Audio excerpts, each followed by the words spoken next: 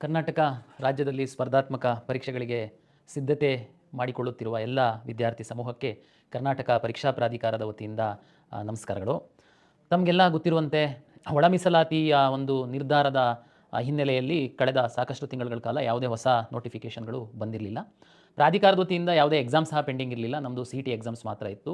ಒಳ ಮೀಸಲಾತಿ ಆದೇಶದಕ್ಕಿಂತ ಪೂರ್ವದಲ್ಲಿ ಯಾವುದೆಲ್ಲ ನೋಟಿಫಿಕೇಷನ್ ಆಗಿತ್ತು ನಮ್ಮದೆಲ್ಲ ಎಕ್ಸಾಮ್ ಮುಗಿಸಿ ಮೆರಿಟ್ ಲಿಸ್ಟನ್ನು ಹ್ಯಾಂಡ್ ಓವರ್ ಮಾಡಿದ್ವಿ. ತಮಗೆಲ್ಲ ಗೊತ್ತಿರುವಂತೆ ಈಗ ವಿವಿಧ ಇಲಾಖೆಗಳಿಂದ ನಮಗೆ 8 ಇಲಾಖೆಗಳ ಒಟ್ಟು 384 ನಾನ್ HK ಮತ್ತು 321 HKಗೆ ಸಂಬಂಧಪಟ್ಟಂತೆ ನಮಗೇನು ಪೋಸ್ಟ್ಗಳು ಬಂದಿತ್ತು ಅದನ್ನು ನಾವು ಅಧಿಸೂಚನೆಯನ್ನು ಹೊರಡಿಸಿದ್ವಿ. ತಮಗೆಲ್ಲ ಗೊತ್ತಿರುವಂತೆ ಹೈದರಾಬಾದ್ ಕರ್ನಾಟಕಕ್ಕೆ ಸಂಬಂಧಪಟ್ಟಂಥ ಹುದ್ದೆಗಳಿಗೆ ಪ್ರತ್ಯೇಕ ನೋಟಿಫಿಕೇಷನ್ ಆಗಬೇಕು, ಪ್ರತ್ಯೇಕ ಎಕ್ಸಾಮ್ ಆಗಬೇಕು ಅನ್ನುವಂಥದ್ದು ಸರ್ಕಾರದ ಆದೇಶದ ಹಿನ್ನೆಲೆಯಲ್ಲಿ ನಾವು 2 ನೋಟಿಫಿಕೇಷನ್ ಮಾಡಿದ್ವಿ. ಮುಂದಿನ ದಿನಗಳಲ್ಲಿ 2 ಪ್ರತ್ಯೇಕವಾಗಿ ನಾವು ಪರೀಕ್ಷೆಯನ್ನು ಸಹ ಮಾಡಿ ಪ್ರತ್ಯೇಕವಾಗಿಯೇ ನಾವು ಮೆರಿಟ್ ಲಿಸ್ಟನ್ನು ಸಂಬಂಧಪಟ್ಟ ಇಲಾಖೆಗೆ ಕೊಡಬೇಕಾಗುತ್ತೆ.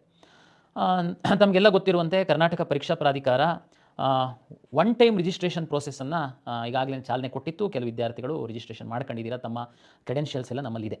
ಈಗ ಸಹ ನಾವು ಅದೇ ಒಂದು ಅಪ್ಲಿಕೇಶನನ್ನು ಈ ಒಂದು ನೋಟಿಫಿಕೇಷನ್ನಿನ ಹುದ್ದೆಗಳಿಗೆ ಸಹ ನಾವು ಯೂಸ್ ಮಾಡ್ತಾ ಇದ್ದೀವಿ. ಭಾಳ ಸಿಂಪಲ್ ಇದೆ. ಡಿಜಿಲಾಕರ್ ಆ್ಯಪನ್ನು ಡೌನ್ಲೋಡ್ ಮಾಡಿಕೊಂಡು ಡಿಜಿಲಾಕರಲ್ಲಿ ತಮ್ಮ ಆಧಾರ್ ಬೇಸ್ಡ್ ರಿಜಿಸ್ಟ್ರೇಷನ್ ಮಾಡ್ಕೊಂಡು ನಂತರ ಅದು ನಮ್ಮ ಒಂದು ಪೋರ್ಟಲಿಗೆ ಡೈರೆಕ್ಟ್ ಆಗುತ್ತೆ. ಅಲ್ಲಿ ನೀವು ಸರಳವಾಗಿ ಮಾಡ್ಬೋದು.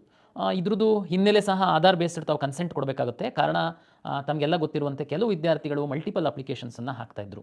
ಉದ್ದೇಶ ಏನಿತ್ತು ನನಗೆ ಗೊತ್ತಿಲ್ಲ. ಕೆಲವೊಮ್ಮೆ ಸರಿಯಾಗಿ ಕಂಪ್ಲೀಟ್ ಆಗಲಿಲ್ಲ ಅಂತ ಇನ್ನೊಂದು ಹಾಕುವುದು ಇದು ತುಂಬ ಗೊಂದಲ ಆಗ್ತಾಯಿತ್ತು ನಮಗೆ ಮಲ್ಟಿಪಲ್ ಅಪ್ಲಿಕೇಶನ್ ಇದ್ದಿದ್ದರಿಂದ.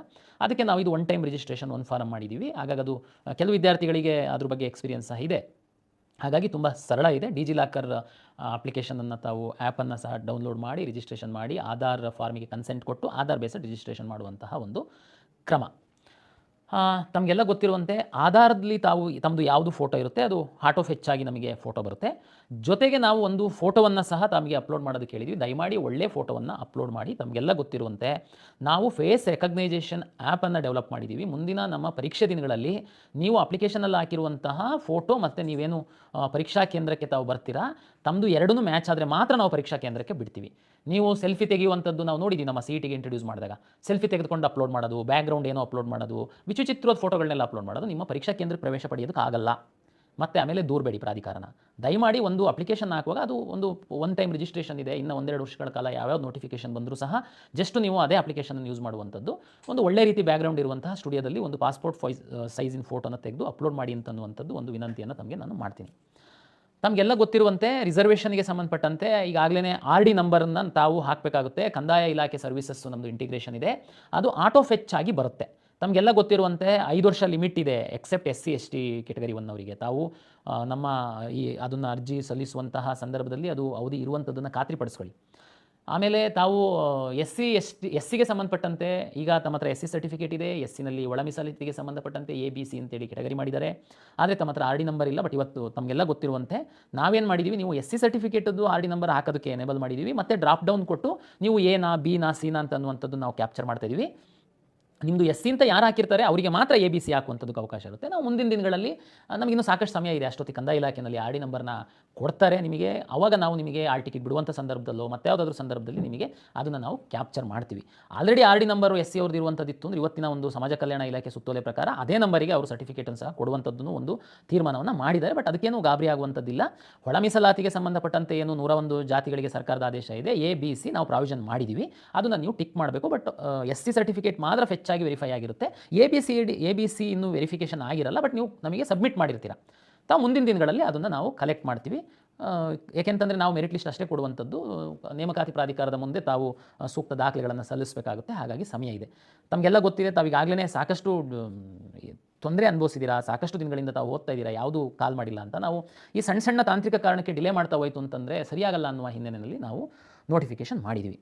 ಇನ್ನೊಂದು ಅನುಕೂಲವನ್ನು ನಾವು ಏನು ಮಾಡಿದ್ದೀವಿ ಅಂತಂದರೆ ನಮಗೆ 8 ಇಲಾಖೆಗಳಲ್ಲಿ ಬಂದಿರುವಂತಹ ಗ್ರೂಪ್ Cನಲ್ಲಿ FDA ಮತ್ತು ST ಅಂದರೆ PUC ಮತ್ತು ತತ್ಸಮಾನ PUC ಮತ್ತು ಡಿಪ್ಲೊಮೊ ಆಧಾರಿತ ಕ್ವಾಲಿಫಿಕೇಷನ್ ಮೇಲಿರುವಂಥ ಹುದ್ದೆಗಳು ಮತ್ತು ಪದವಿ ಆಧಾರಿತ ಹುದ್ದೆಗಳೇನಿದೆ ಇದನ್ನು ನಾವು ಒಂದೇ ಪಠ್ಯಕ್ರಮ ತಮಗೆ ಗೊತ್ತಿದೆ. DPIR ಇಂದ ಏನು ಇಶ್ಯೂ ಮಾಡಿರುವಂತಹ ಅಧಿಸೂಚನೆ ಪ್ರಕಾರ ಒಂದೇ ಪಠ್ಯಕ್ರಮ ಇರುತ್ತೆ. ಒಂದೊಂದು ಇಲಾಖೆಯಲ್ಲಿ ಬೇರೆ ಬೇರೆ ಹೆಸರುಗಳಿಂದ ಕರೀತಾರೆ ಆ ಗ್ರೂಪ್ C ಹುದ್ದೆಗಳನ್ನ. ನಾವು ಒಂದೇ ಪಠ್ಯಕ್ರಮ ಇರುವಂತಹ ವಿವಿಧ ಇಲಾಖೆಯ ವಿವಿಧ ಹುದ್ದೆಗಳಿಗೆ ಒಂದೇ ಪರೀಕ್ಷೆಯನ್ನು ಮಾಡುವಂಥದ್ದಕ್ಕೆ ನಿರ್ಧಾರ ಮಾಡಿದ್ದೀವಿ. ಅಪ್ಲಿಕೇಶನ್ ಹಾಕುವಾಗ ಹೇಗೆ? ಅಪ್ಲಿಕೇಶನ್ ಹಾಕುವಾಗ ನೀವು ಪ್ರತಿಯೊಂದು ಹುದ್ದೆನ ತಾವು ಸೆಲೆಕ್ಟ್ ಮಾಡ್ಬೋದು. ತಮಗೆಲ್ಲ ಗೊತ್ತಿದೆ, ನಾನೇನಾದ್ರೂ ಡಿಫರೆಂಟ್ ನೋಟಿಫಿಕೇಷನ್ಸ್ ಮಾಡಿದ್ದಿದ್ರೆ, ನೋಟಿಫಿಕೇಷನ್ ನಾನು ಅಪ್ಲಿಕೇಶನ್ ಕರೆದಿದ್ದರೆ ಪ್ರತಿ ಅಪ್ಲಿಕೇಶನ್ಗೆ 750 ರೂಪಾಯಿ ತಗೊಳ್ಬೇಕಾಗಿತ್ತು. ಬಟ್ ನಾವು ಒಂದೇ ಹುದ್ದೆ ಒಂದೇ ಸರಿ ನೋಟಿಫಿಕೇಷನ್ ಮಾಡಿರೋದ್ರಿಂದ ನಾವು ಒಂದೇ ಪಠ್ಯಕ್ರಮ ಇರುವಂತಹ ಹುದ್ದೆಗಳಿಗೆ ತಾವೇನಾದರೂ ಅರ್ಜಿ ಹಾಕೋದಾದರೆ ಫಸ್ಟು ಅಪ್ಲಿಕೇಶನ್ಗೆ 750 ಇರುತ್ತೆ. ಅದ್ರ ನಂತರ ತಾವು ಎಷ್ಟು ಹುದ್ದೆಗಳನ್ನ ಹಾಕಿದರೆ ಜಸ್ಟ್ ಒಂದೊಂದು ಹುದ್ದೆಗೆ ಒಂದೊಂದು 100 ರೂಪೀಸ್ ಅಷ್ಟೇ ಅದು ಆ್ಯಡ್ ಆಗ್ತಾ ಹೋಗುತ್ತೆ. ಹಾಗಾಗಿ ನಿಮಗೆ ಆರ್ಥಿಕವಾಗಿ ಸಹ ನಾವು ಏನು ಹೆಚ್ಚು ಹೊರೆ ಮಾಡಲಿಕ್ಕೆ ಹೋಗಿಲ್ಲ. ಸರ್ ಹೆಂಗೆ ಒಂದೇ ಪಠ್ಯಕ್ರಮ ಇದೆ, ನೀವು ಬೇರೆ ಬೇರೆ ಪರೀಕ್ಷೆ ಮಾಡಬೇಕು, ನಿಮಗೆ ಈಸಿ ಅನ್ನೋ ಕಾರಣಕ್ಕೆ ಒಂದೇ ಪರೀಕ್ಷೆ ಮಾಡಿಬಿಟ್ಟು ನೀವು ಕೊಟ್ಬಿಡ್ತೀರಾ? ಅದು ಅಲ್ಲ. ತಮಗೆಲ್ಲ ಗೊತ್ತಿದೆ, ತಾವು ಒಂದೇ ಪಠ್ಯಕ್ರಮ ಇದೆ, ಕೆಲವು ಇಲಾಖೆನಲ್ಲಿ 5 ಹುದ್ದೆ ಇದೆ, 10 ಹುದ್ದೆ ಇದೆ, ನೀವು ಸಹ ಎಷ್ಟು ಅಂತ ಎಕ್ಸಾಮ್ ಬರೀತೀರಾ. ಆದ್ದರಿಂದ ನಾವು ಒಂದೇ ಪರೀಕ್ಷೆಯನ್ನು ನಾವು ಮಾಡ್ತೀವಿ, ಮತ್ತು ಮೆರಿಟ್ ಪಟ್ಟಿಯನ್ನು ನಾವು ಆಯಾಯ ಇಲಾಖೆಗೆ ಕಳಿಸ್ಕೊಡ್ತೀವಿ. ಅಲ್ಲೂ ನೀವು ಕೆಲವರು ಪ್ರಶ್ನೆ ಕೇಳ್ಬೋದು, ಏನಂತ, ಸರ್ ಅವ್ರ ಆದ್ಯತೆ ಕೇಳಬೇಕಾಗಿತ್ತು, ನೀವು ಸುಮ್ಮನೆ ಎಲ್ಲ ಇಲಾಖೆಗೆ ಎಲ್ಲರನ್ನೂ ಕಳಿಸಿದರೆ ಅಲ್ಲಿ ಸಹ ಫಿಲ್ ಆಗಲ್ಲ, ಅವ್ರು ಅಲ್ಲಿ ಸೇರ್ತಾರೆ, ಇಲ್ಲಿ ಬಿಡ್ತಾರೆ. ನೋಡಿ, ಕೆಲವೊಂದು ನಿರ್ಧಾರಗಳು ಮಾಡುವಂಥದ್ದಕ್ಕೆ ಅದರದೇ ಆದಂತಹ ಸಾಕಷ್ಟು ಸಮಯಗಳಿರುತ್ತೆ, ಲಿಮಿಟೇಷನ್ಸ್ ಇರುತ್ತೆ. ನಾವು ಕರ್ನಾಟಕ ಪರೀಕ್ಷಾ ಪ್ರಾಧಿಕಾರದವರು ಎಲ್ಲ ಇಲಾಖೆಯವರಿಗೆ ಹೀಗೆ ಮಾಡಿ ಅಂತ ನಾವು ಡೈರೆಕ್ಷನ್ ಕೊಡಲಿಕ್ಕಾಗಲ್ಲ. ಒಂದು ವೇಳೆ ನಾವು ಪ್ರಿಯಾರಿಟಿ ಕೇಳುವಂಥದ್ದಕ್ಕೂ ನಮಗೆ ಅವಕಾಶಗಳಿರಲ್ಲ. ಯಾಕೆಂದರೆ ಒಂದೊಂದು ಇಲಾಖೆ ಅವ್ರದ್ದು C&R ಬೇರೆ ಇದೆಯಲ್ಲ. ಹೇಗಿದ್ರೂ ತಮಗೆಲ್ಲ ಗೊತ್ತಿದೆ, ನಾವು ಮೆರಿಟ್ ಲಿಸ್ಟನ್ನು ಅವ್ರಿಗೆ ಕೊಟ್ಟ ಮೇಲೆ ಎಲ್ಲ ಇಲಾಖೆಯವರು 1:5, 1:10, 1:3 ಈ ರೀತಿ ಕರೀತಾರೆ. ವಿದ್ಯಾರ್ಥಿಗಳೆಲ್ಲರಿಗೂ ಅವರು ಆಯ್ಕೆ ಮಾಡ್ಕೊಳ್ತಾರೆ ಯಾವುದಕ್ಕೆ ಹೋಗಬೇಕು ಅಂತ, ಅವರಿಗೆ ಸ್ವತಂತ್ರ ಇರುತ್ತೆ. ಅದಾದಮೇಲೆ ಕೆಳಗಡೆ ಇರೋರಿಗಂತೂ ಅಷ್ಟು ಹುದ್ದೆಗಳಂತೂ ತುಂಬಿಸ್ತಾರೆ. ಹಾಗಾಗಿ ತಾವು ಚಿಂತೆ ಮಾಡುವಂತಹ ಅಗತ್ಯ ಇಲ್ಲ.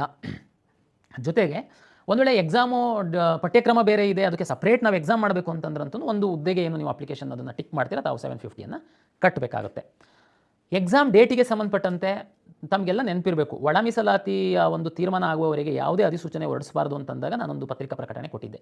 ನಮ್ಮ ಪ್ರಾಧಿಕಾರಕ್ಕೆ ಇಷ್ಟು ಇಲಾಖೆಗಳ ಒಂದು ಹುದ್ದೆಗಳ ನೇಮಕಾತಿಗೆ ಮನವಿ ಬಂದಿದೆ, ಒಳ ಮೀಸಲಾತಿಗೆ ಸಂಬಂಧಪಟ್ಟಂತೆ ನಾವು ತಡೆ ಹಿಡಿದಿರೋದ್ರಿಂದ ಅದು ಕ್ಲಿಯರ್ ಆಗ್ತಿದ್ದಂಗೆ ನಾವು ತಕ್ಷಣ ಎಕ್ಸಾಮ್ ಮಾಡ್ತೀವಿ, ತಾವು ಸಿದ್ಧತೆ ನಡೆಸಿ ಅಂತೇಳಿ.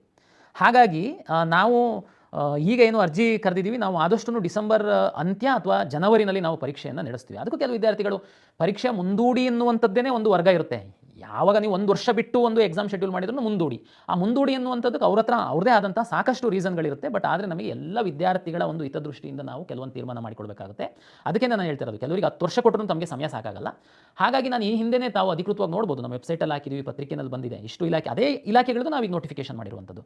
ಹಾಗಾಗಿ ನಾವು ಡಿಸೆಂಬರ್ ಅಂತ್ಯ ಜನವರಿನಲ್ಲಿ ಪರೀಕ್ಷೆಯನ್ನು ನಡೆಸುವಂಥದ್ದಕ್ಕೆ ಸಿದ್ಧತೆಯನ್ನು ಮಾಡಿಕೊಳ್ತಾ ಇದ್ದೀವಿ. ಹಾಗಾಗಿ ದಯಮಾಡಿ ತಾವು ಯಾರು ಈ ಕ್ಷೇತ್ರದಲ್ಲಿ ಅಭ್ಯಾಸ ಮಾಡ್ತಾ ಇದ್ದಾರೆ ತೀವ್ರತರವಾಗಿ ಸ್ಟಡಿ ಮಾಡಿ ಅಂತನ್ನುವಂಥದ್ದು. ಮತ್ತು ಪರೀಕ್ಷೆಯನ್ನು ನೀವು ಯಾರೋ ಒಂದು 10 ವಿದ್ಯಾರ್ಥಿಗಳು ಸೋಷಿಯಲ್ ಮೀಡಿಯಾದಲ್ಲಿ ಪೋಸ್ಟ್ ಮಾಡ್ತಿದ್ದಂಗೆ ನನ್ನ ನಿರ್ಧಾರ ಬದಲಾವಣೆ ಮಾಡುವಂಥದ್ದಕ್ಕೆ ಸಾಧ್ಯ ಇಲ್ಲ. ಅದಕ್ಕಾದಂಥ ಸಾಕಷ್ಟು ಕಾರಣಗಳಿರ್ತವೆ. ಈಗಲೇ ನಾನು ಡಿಸೆಂಬರ್ ಅಂತ್ಯ ಜನವರಿ ಅಂತ ಹೇಳ್ತಿರುವಂಥದ್ದು ಕಾರಣ ಏನು ಅಂತಂದರೆ, ನಮಗೆ ಓನ್ಲಿ ಭಾನುವಾರ ಮಾತ್ರ ಪರೀಕ್ಷೆ ಮಾಡುವಂಥದ್ದಕ್ಕೆ ಅವಕಾಶ ಇದೆ. ತುಂಬ ಕಷ್ಟಪಟ್ಟು ರಿಕ್ವೆಸ್ಟ್ ಮಾಡಿದರೆ ಶನಿವಾರ ಮಧ್ಯಾಹ್ನದಲ್ಲಿ ಮಾಡೋದಕ್ಕೆ ಅನುಮತಿ ಕೊಡ್ತಾರೆ. ಎಕ್ಸಾಮಿನೇಷನ್ ಸೆಂಟರ್ಗಳು ಬೇಕಾಗುತ್ತೆ.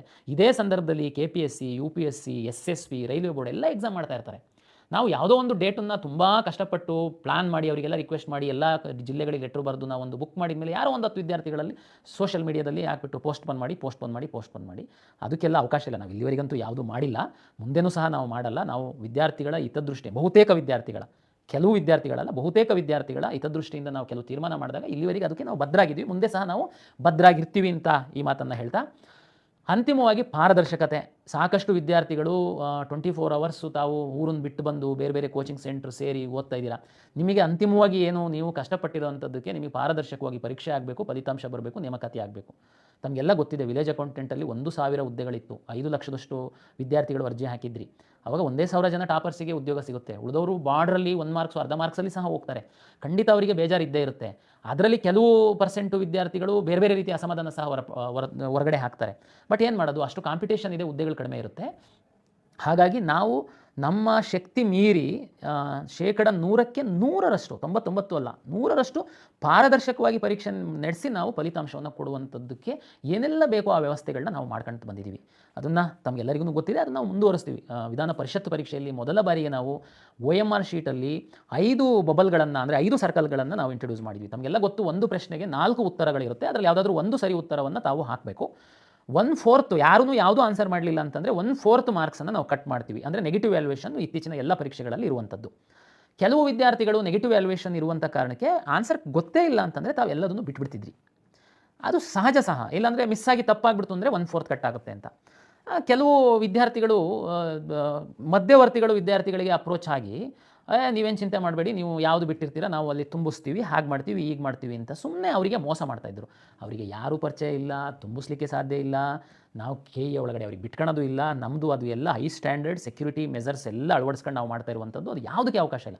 ಬಟ್ ಆದ್ರೂ ಕೆಲವು ವಿದ್ಯಾರ್ಥಿಗಳಿಗೆ ಎಲ್ಲೋ ಒಂದು ಸಣ್ಣ ಅನುಮಾನ ಇದ್ದೇ ಇರುತ್ತೆ. ಹೌದಲ್ಲ, ಅವ್ರು ಯಾರೋ ಹೇಳ್ತಾ ಇದ್ದಾರೆ ಅಂದರೆ ಏನಾದರೂ ಇರ್ಬೋದಲ್ವಾ ಈ ವ್ಯವಸ್ಥೆ ಒಳಗಡೆ. ಅದಕ್ಕೆ ಅನುಮಾನನೇ ಬೇಡ.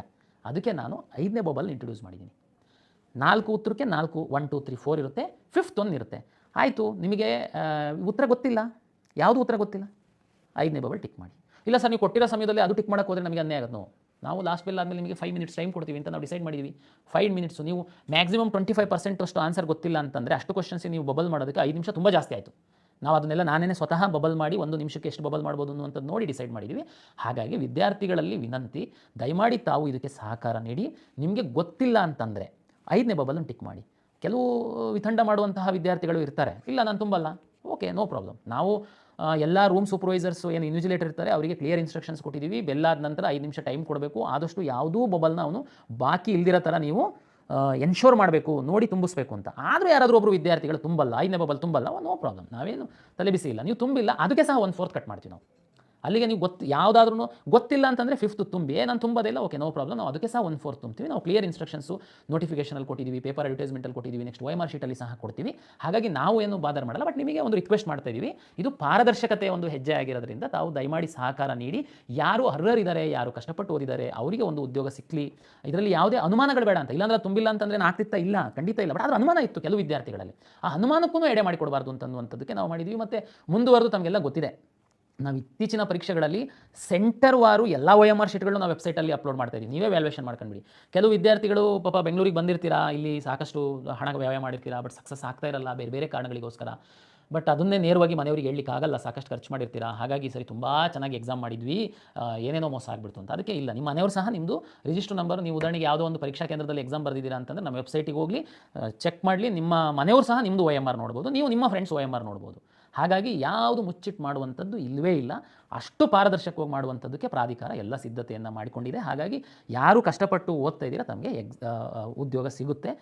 ತಾವು ಶ್ರಮಪಟ್ಟು ಅಭ್ಯಾಸ ಮಾಡಿ ಅಂತೇಳಿ ಹೇಳ್ತಾ, ನಮಗೆ ಕೆಲವರಿಗೆ ಏನು ಕ್ವಾಲಿಫಿಕೇಷನ್ನು ಮತ್ತೊಂದು ಇದು ವರ್ಗೀಕರಣ, ಕರ್ನಾಟಕ ಪರೀಕ್ಷಾ ಪ್ರಾಧಿಕಾರ ವಿವಿಧ ಇಲಾಖೆಗಳು ಏನು ರೋಸ್ಟರ್ನ ಮಾಡಿ ನಮಗೆ ಹುದ್ದೆಗಳ ವರ್ಗೀಕರಣ ಮಾಡಿ ನಮಗೆ ಕೊಡ್ತಾರೆ, ಮತ್ತು ಯಾವ ಹುದ್ದೆಗೆ ಏನು ಕ್ವಾಲಿಫಿಕೇಷನ್ ಅಂತೇಳಿ ನಮಗೆ ತಿಳಿಸ್ತಾರೆ.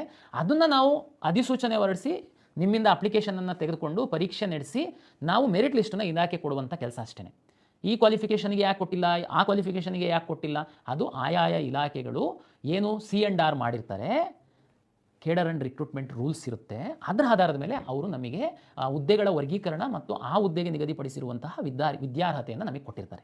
ಹಾಗಾಗಿ ಅದರಲ್ಲಿ ನಮ್ಮದು ಯಾವುದು ಪಾತ್ರ ಇರಲ್ಲ, ಮತ್ತು ಇಲಾಖೆಯವ್ರದ್ದು ಪಾತ್ರ ಇರಲ್ಲ. ಅದು ಎಲ್ಲ ಕ್ಯಾಬಿನೆಟ್ಗೆ ಹೋಗಿ C&R ಅಪ್ರೂವಲ್ ಆಗಿರುವಂಥದ್ದು, ಅದರಂತೆ ಕೊಟ್ಟಿರ್ತಾರೆ. ಯಾರೋ ಕೆಲವರೆಲ್ಲ ಫೋನ್ ಮಾಡಿದ್ರು, ಸೋಷಿಯಲ್ ಮೀಡಿಯಾದಲ್ಲಿ ಹಾಕಿದ್ರು ಅಂತ ಹೇಳೋದಕ್ಕೆ ನಿಮಗೆ ಕ್ಲಾರಿಫೈ ಮಾಡ್ತಾ ಇದ್ದೀನಿ. ಹಾಗಾಗಿ ಈಗ ಮತ್ತೆ ಕರ್ನಾಟಕ ಪರೀಕ್ಷಾ ಪ್ರಾಧಿಕಾರಕ್ಕೆ ಇಲ್ಲಿವರೆಗೆ ಅಂದರೆ ನಿನ್ನೆವರೆಗೆ ಯಾವ ಇಲಾಖೆಯವರು ನಮಗೆ ಕೊಟ್ಟಿದ್ರು ಅದನ್ನು ನಾನು ಪಬ್ಲಿಷ್ ಮಾಡಿದ್ದೀನಿ, ಒಳ ಮೀಸಲಾತಿ ಅಳವಡಿಸಿ. ಇನ್ನು ಯಾವುದೂ ಇಲ್ಲ. ನಮ್ಮದು ಯಾವುದಾದ್ರೂ ಇಲಾಖೆಗಳದ್ದು ಬಂತು ಅಂತಂದರೆ ನಾನು ಅಧಿಸೂಚನೆಯನ್ನು ಹೊರಡಿಸ್ತೀನಿ. ಸರ್ಕಾರ ಕ್ಲಿಯರೆನ್ಸ್ ಕೊಟ್ಟಿದೆ, ಹಂತವಾಗಿ ಬರ್ತಾ ಹೋಗ್ಬೋದು. ಹಾಗಾಗಿ ಏನು ಸ್ಪರ್ಧಾತ್ಮಕ ಪರೀಕ್ಷೆಗೆ ಸಿದ್ಧತೆಯನ್ನು ನಡೆಸ್ತಿರುವಂಥವ್ರು ತಾವು ಕಂಟಿನ್ಯೂ ಮಾಡಿ, ತಮಗೆ ಯಶಸ್ಸು ಸಿಗುತ್ತೆ. ಗಾಳಿ ಸುದ್ದಿಗಳಿಗೆ ಕಿವಿ ಕೊಡಬೇಡಿ. ಯಾರಾದರೂ ಮಧ್ಯವರ್ತಿಗಳು ಅವರು ಇವರು ನಿಮಗೆ ಏನಾದರೂ ಆಸೆ ಆಮಿಷ ತೋರಿಸೋದಕ್ಕೆ ಬಂದರೆ ದಯಮಾಡಿ ನಂಬೇಡಿ. ಸಾಧ್ಯ ಆದರೆ ನಮಗೆ ಗಮನಕ್ಕೆ ತಂದು ನಾವು ಅವ್ರನ್ನ ವಿಚಾರಿಸ್ಕೊಳ್ತೀವಿ. ಬಟ್ ನೀವು ಮಾತ್ರ ನಾವು ಪಾರದರ್ಶಕತೆಯಲ್ಲಿ ಯಾವುದೇ ಒಂದು ಕಾಂಪ್ರಮೈಸ್ ಇಲ್ಲ. ಹಾಗಾಗಿ ತಾವು ಧೈರ್ಯವಾಗಿ ಓದ್ಬೋದು ಅಂತೇಳಿ ಪ್ರಾಧಿಕಾರದ ಒಂದು ಕಾರ್ಯನಿರ್ವಾಹಕ ನಿರ್ದೇಶಕನಾಗಿ ನಿಮಗೆ ಒಂದು ಭರವಸೆಯನ್ನು ನೀಡ್ತಾ ಎಲ್ಲರಿಗೂ ಯಶಸ್ಸು ಸಿಗಲಿ. ಯಾವುದೇ ಅನುಮಾನ ಇಲ್ಲದೆ ತಾವು ಅಪ್ಲಿಕೇಶನ್ ತುಂಬಿ, ಆಮೇಲೆ ಪ್ರತಿ ಅಪ್ಲಿಕೇಶನ್ನು ತುಂಬುವಂತಹ ಸಂದರ್ಭದಲ್ಲಿ ನಮಗೆ ಅಪ್ಲಿಕೇಶನ್ ಹಾಕುವಾಗ ತಪ್ಪು ಹಾಕುವಂಥದ್ದು ಎಡಿಟ್ ದಯಮಾಡಿ ಫೈನಲ್ ಸಬ್ಮಿಟ್ ಅಂತೇಳಿ ಒಂದು ಬಟನ್ ಇದೆ. ಆ ಫೈನಲ್ ಸಬ್ಮಿಟ್ ಮಾಡೋದಕ್ಕೆ ಮೊದಲು ತಾವು ವಾಪಸ್ ಹೋಗಿ ಎಲ್ಲ ಅಪ್ಲಿಕೇಶನ್ ಎಲ್ಲ ಕಾಲಮನ್ನು ನೋಡಿ ಕರೆಕ್ಟ್ ಇದೆ ಅಂತಂದರೆ ಫೈನಲ್ ಸಬ್ಮಿಟ್ ಮಾಡಿ. ಫೈನಲ್ ಸಬ್ಮಿಟ್ ಮಾಡಿದ ನಂತರ ಮತ್ತೆ ನಾವು ಎಡಿಟಿಗೆ ಕೊಡಲ್ಲ. ಯಾಕೆಂದರೆ ಅಲ್ಲಿವರೆಗೆ ನಾವು ಏನೆಲ್ಲ ನೀವು ಮಾಡ್ಕೊಳಕ್ಕಿದೆ. ದಯಮಾಡಿ ಫೈನಲ್ ಸಬ್ಮಿಟ್ ಮಾಡೋದಕ್ಕೆ ಮೊದಲು ಕರೆಕ್ಟ್ ನೋಡ್ಕೊಳ್ಳಿ ಎಲ್ಲದು ನಿಮ್ಮ ಒಂದು ಕ್ರೆಡೆನ್ಷಿಯಲ್ಸ್ ಅಂತೇಳಿ ವಿನಂತಿಯನ್ನು ಮಾಡಿಕೊಳ್ತಾ, ಎಲ್ಲ ಸ್ಪರ್ಧಾತ್ಮಕ ಪರೀಕ್ಷೆಗೆ ಸಿದ್ಧತೆ ನಡೆಸಿರುವಂತಹ ವಿದ್ಯಾರ್ಥಿಗಳಿಗೆ ಕರ್ನಾಟಕ ಪರೀಕ್ಷಾ ಪ್ರಾಧಿಕಾರದಿಂದ ಮತ್ತೊಮ್ಮೆ ನಮಸ್ಕಾರಗಳು.